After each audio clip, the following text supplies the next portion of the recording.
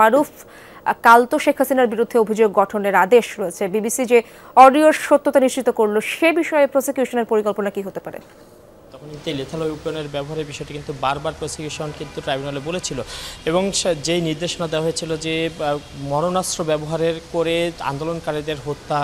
হত্যার নির্দেশের কথা, সেই বিষয়টি কিন্তু আজকে আমরা দেখেছি যে বিবিসির প্রতিবেদনে উঠে এসেছে এবং লেথাল ওয়েপনের ব্যবহারের যে নির্দেশনা সম্পর্কিত যেই অডিওটি, এই অডিওটির যে ভেরিফিকেশন বা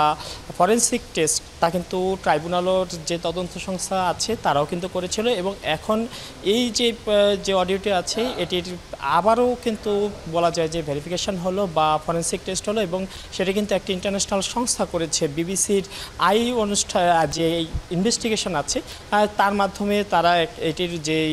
ফরেন্সিক টেস্ট করেছে সেখান থেকে কিন্তু স্পষ্টভাবে উঠে এসেছে যে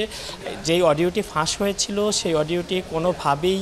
বিকৃত নয় এবং এই অডিওটি জেনুইন ছিল এবং শেখ হাসিনা নিজেই ফোনে কোনো এক ঊর্ধ্বতন কর্মকর্তার সাথে এই কথা বলেছেন এবং এই সকল তথ্য কিন্তু বিবিসির এই সকল ইনভেস্টিগেশনে কিন্তু উঠে এসেছে এবং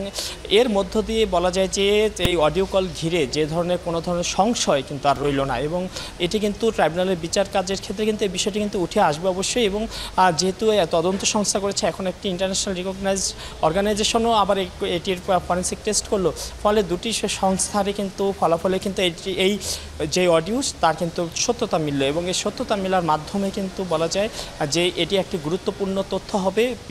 বিচার কাজের জন্য শেখ হাসিনা এবং যেহেতু আগামীকালে যেহেতু অভিযোগ গঠন এবং সে অভিযোগ গঠন করে কিন্তু সাক্ষ্য গ্রহণ, সেই ক্ষেত্রেও কিন্তু এই প্রমাণটি দেখাতে পারবে প্রসিকিউশন।